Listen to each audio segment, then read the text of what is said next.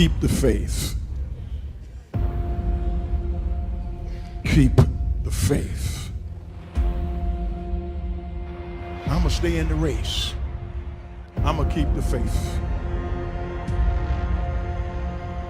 You ain't going to make me mad enough to get out the race. No. I'm not going to get tired enough to get out the race. And he's done so much for me. If you lose a job, keep the faith. If you bury your child, keep the faith. If you have to downsize, keep the faith. If you get sick, keep the faith. If you're at your wit's end, keep the faith. If you lose your kidneys, keep the faith. If you got heart trouble, keep the faith.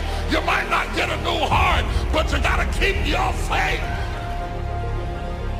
How do you keep the faith? How do you keep your head above water? How do you march against the tide? How do you stand up when everybody around you seems to be falling down? How do you keep firm and solid footing when everything underneath you seems to be slipping away? How do you keep the faith? Number one, you got to be a fighter. Faith into action equals manifestation. Nothing is done without willpower. I want you to think about your major goal. And I want you to have a big goal. And why is that important? Because in order to do something you've never done, you've got to become someone you've never been. You have greatness in you. If you don't have the money, and if you don't have the contacts, if you don't have the relationship, none of those things matter. When you have a goal and dream, if you have the willpower to go after it, you can never lose faith. That's the key. You have to believe in something that you can't see. You have to believe when you don't see no way how. Faith is the belief in things that you cannot see. You have to buckle down and keep believing. If God told you you were going to be rich in August of 2021, do you know how crazy you would talk to people from now until then? Because you know on August 21, I'm going to be rich. But he don't tell you when the package is going to arrive. So here's the deal. He wants you to stay in faith to receive the package, because he only delivers to Faith Street. If you step off over here to I Don't See How Boulevard, he don't ship there. He does not ship there. He only sends the boxes to Faith Street. And once you believe you deserve something, then you've at least opened the door to walk into the room of success. But prior to believing you deserve it, you can do all the work, all the calls, all the mechanics that the other people do. But if you don't believe you deserve it, you're never going to even walk into the room and sit at the table to have a chance to get your piece. The chair at the table, the space at the table is only reserved for those who believe they deserve to be sitting there. Hard work matters. Why does hard work matter? Well, hard work matters strategic because if you make more phone calls, you do the old adage, right? Show up earlier than everybody else, leave later. But there's something more deep about that. Yes, making more phone calls, seeing more people, being more active, being busier, putting in more hours into something always gives you a strategic chance.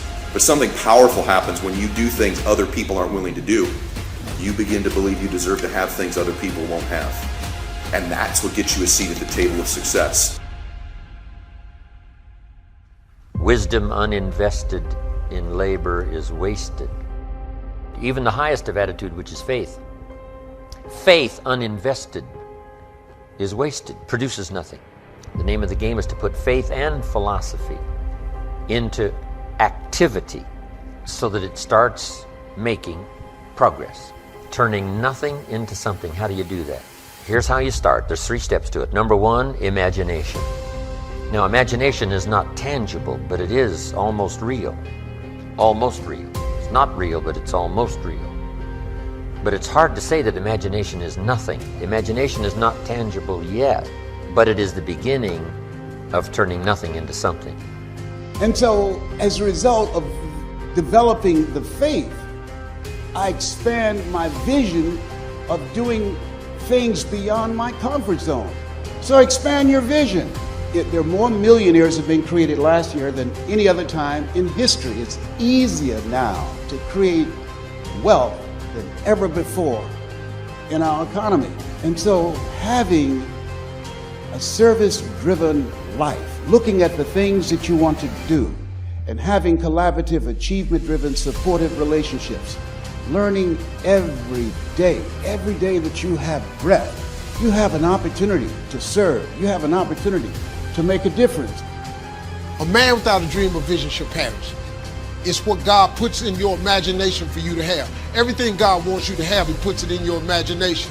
Albert Einstein said imagination is everything. It's to preview to life's coming attractions. It all happens at an appointed time, but you have to stay in faith for the appointed time to happen for you. I've been wanting to be on TV since I was 10 years old. You know how old I was before I got on TV? 38. 28 years after I wrote it on the paper. I won't be on TV. It took me 28 years to get on TV, but it happened at an appointed time. I just never gave up the faith. I kept going because I didn't know how to quit. Because I know if I quit, it cannot happen. But if you stay with it, you have no idea what can happen for you. It's a dogfight of skills and talents and luck and faith and circumstance and blessing and all that stuff. But just to get to the table, to get into the room, you have to believe you deserve to be there. The hard work part plays into shifting your identity.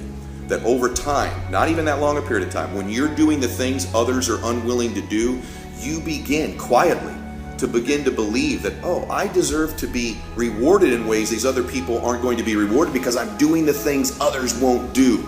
And so the fastest way to change your identity, to change our belief, is just to flat get to work, to flat get there earlier, to flat leave later, to just make more calls, see more people, be more relentless, just pour ourselves into the work, because actually the hard work can in reverse impact our identity. And that's the key in changing your belief. So ask yourself this question honestly, in whatever business you're in, have you done everything physically and mentally possible to get yourself to that table? Have you done everything you're capable of doing? Have you been relentless and ferocious and invested so much time, effort, and energy that inside you, you know you deserve to win? Or have you held something in reserve? Have you not really given it your best? Have you kind of hoped you'd get a little bit luckier? Well, it's that little bit of reserve you hold back that will ultimately keep you from sitting at the table of success. How do we start to strengthen our belief in that what we imagine is possible to turn it into reality? And there's 2 or 3 ways. One is to believe your own testimony. If you've done it before, why couldn't you do it again? If you've done it once, couldn't you do it the second time? Why not believe in your own testimonial? I was rich by age 31 and broke by age 33. You know, I lost the money, but I didn't lose the skills. And that's what's important about personal development. You can lose the money, but not the skills, so who cares about the money? Unless it's getting late, right? And you're like 90, and you know, it's a little difficult to go back to the streets, but hey, once you've got the skills, you own the skills. So we start with imagination, which is almost real. I mean, it's not real yet, it's not tangible yet, but it's almost real. Now we move to faith, to believe that what we imagine is possible. So we study our own testimonial. If we've done it before, we can do it again. Here's what else we study: other testimonials of somebody who did it. Somebody that built a hotel said, yes, I started with some plans and finally believed it was possible, and here it is. Say, well, if it's possible for one, it's possible for another. In fact, sometimes when we hear the testimonial, here's how they finish: if I can do it, you can do it. See, that's a classic testimonial that gives us now what we call faith. Faith is generated by what we hear, the vocabulary of what we hear, the vocabulary of what we read. That generates faith, to believe that it's possible. Now, faith is not reality. You can't say faith is nothing, because it affects. It's like radiation. To us, it's nothing because it can't be seen. But radiation is so powerful it can kill you. Right? You can't see it, but it has an incredible effect. And that's true of faith. Faith can't be seen, but it has an incredible effect on your attitude, on your behavior, on your disciplines, on your work for the day, and all the rest. So faith is tangible in that sense, that it affects the emotions, it affects the drive. It's called the unseen magic. But now here's what we do with faith and imagination. We deposit it in disciplines and activity. Imagination without the activity to translate it into reality serves no purpose. But wisdom and faith deposited in activity creates reality. The reality of a career, the reality of a hotel that wasn't there